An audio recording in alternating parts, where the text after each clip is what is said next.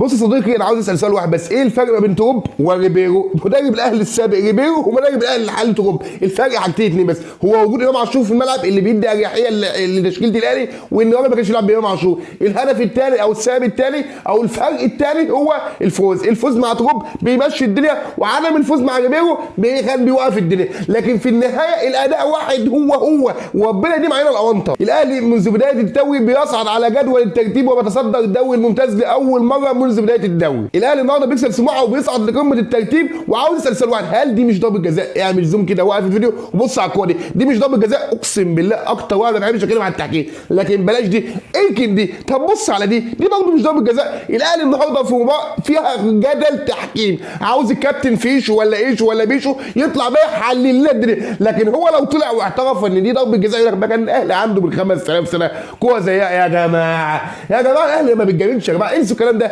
لكن زي ما قلت لك اكتر واحد ما بيحبش يتكلم عن التحكيم هو انا. لكن في النهايه الاهلي بيكسب سموحه باداء خزعبلي، وده يسال الكابتن عبد الناصر، الكرام عبد الناصر طبعا، اللي بيطلع يقول لك على كل فوز للزمالك فهو فوز هزيل. النهارده اخبارك ايه؟ عامل ايه؟ لما الزمالك كسب سموحه طلعت عيطت والاداء. طب النهارده الاهلي بيعمل ايه اصلا مع تروب منذ تولي تروب الاداره الفنيه للاهلي؟ هو سؤال واحد بس، هل انت كاهلاوي عبد الناصر مقتنع باداء الاهلي؟ ما تطلع يا ابني انتقد يا ولد، زي ما بتنتقد اللاعب الذات اطلع انتقد الاهلي، ولا انت لجنه ما بتخاف يا لا؟ وعاوز اشكر الكابتن سيد عبد الحفيظ زي ما جاب لنا يوسف بالعمري باك شمال كويس في الاهلي، برضه عاوز اشكره على الموهبه كاموتش ده، كنت مستخبي في يا راجل، ده اداره زي الفل، ربنا يديم علينا الاونطه والله. مهاجم شكاره جبس في الملعب. شكرا كابتن سيد عبد الحفيظ على بيع الاول وسام علي، ده طبعا ما كانش موجود ساعتها سيد عبد الحفيظ، وعلى استقدام القاطره شكاره الجبس كاموش. مهاجم مرعب بصراحه بيفطسني من الضحك. لكن هقول لك حته مهمه جدا، راجل زملكاوي بقول لك والله بمنتهى الامانه، الواد مروان عثمان ده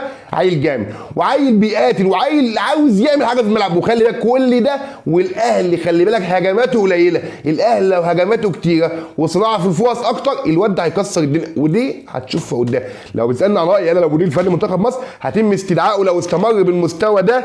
انا بقول لك اهو الواد ده مروان عثمان وناصر منسي، طبعا الاثنين دول يكونوا موجودين في قائمه منتخب مصر على الاقل الجايه، يعني حتى لو في ماتشات وديه ولا اي كلام او اي معسكر فني الاثنين يكونوا موجودين بصراحه هيفرقوا جدا في شكل منتخب مصر. لكن سيبنا بقى من الاهلي، تعالى بقى نخش على الحبيب الثاني، وفي حبيب ثاني وفي اولاني. اول الحبيب الاولاني الرسول صلى الله عليه وسلم، اللهم صل وسلم وزد وبارك على سيدنا محمد اشرف الخلق اجمعين، فصلوا عليه واحنا في رمضان كده الصلاه على سيدنا النبي حاجه عظيمه جدا. وتعالى بقى نخش حبيبنا ومعشوقنا الزمالك، عنده مباراه مهمه جدا، مباراه صعبه جدا قدام الاهلي 2 اسف قدام زد الفريق المدجج بالنجوم هيقابل الزمالك في مباراه انا بقول لك هي الاصعب للزمالك. هتقول لي يا انس ده في ماتش بيراميدز، يا ابني ماتش بيراميدز في كوره النهارده، هم دول زد لو خطفوا هيقولوا عليه ماتش صعب تكتيكيا وكتر خير معتمد جمال. تقول لي ليه؟ اقول لان الزمالك الماتش بالمناسبه بكره الساعه 9:30 جات له اصابه لاهم لاعبي الزمالك في الفتره الحاليه وهو الونش.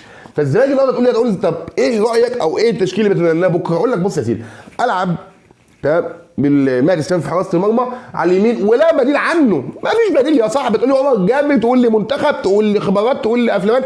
محمد ابراهيم الباك اليمين رقم واحد، المهدي سلام محمد ابراهيم جنبيه عبد المجيد حسام عبد المجيد، وجنبيه محمد اسماعيل بقى نستعيروه من نص ملعب يلعب مكانه الاساسي في الدفاع. وعلى الشمال المغربي محمود بن تاج. قدامي تشكيلتين خلي بالك اقولهم لك، احمد ربيع محمد شحاته وقدامهم محمد السيد ماشي. على قدامهم 3 ناصر منسي وعدي الدباغ واخوان الفنا بزاري. التشكيل الثاني هيبقى خط الظهر ثابت زي ما هو، زي ما قلت لك المهدي سليمان محمد ابراهيم بن تايك حسام عبد المجيد ومحمد اسماعيل. قدامهم يلعب شحاته محمد السيد، قدامهم اخوان الفنا ويخش مكان اخوان الفنا احمد شريف. انا مش هخش خايف، انا عاوز اكسب الماتش ده من بدري، مش عاوز اوصل لمنطقه حاصل، لان زد يمتلك خبرات وحط تركيب الخبرات دي مليون خط تحت كلمه خبرات دي من الخط. فالزمالك عنده مباراه صعبه جدا، عاوزين نسكت السنه اللي فتحت علينا. وقلت لك قبل كده الزمالك عنده 5 ماتشات، لو الزمالك كسبهم فده فضل والنعمه من ربنا، لو الزمالك حصل له تعثر فده العدل، لان الزمالك حصل له تاثير كبير جدا من مجلس اداره الزمالك. ففي النهايه يا رب وعشان خاطر احنا نستاهل في رمضان اكرمنا يا رب، لان بصراحه السكواد ده يحتاج زقه مع شويه خبرات هيكسروا الدنيا. في النهايه ده رايي وده تشكيلتي، ولو كلامي ما عجبكش فكلامك انت فوق دماغي من فوق رد عليا في الكومنتات وهرد عليك. لو كلامي عجبك واول مره تشوفني ما تنساش استاذنك تعمل لايك واشترك وتفعل زر الجرس عشان يوصلك جديد، وان شاء الله اشوفك جديده والسلام.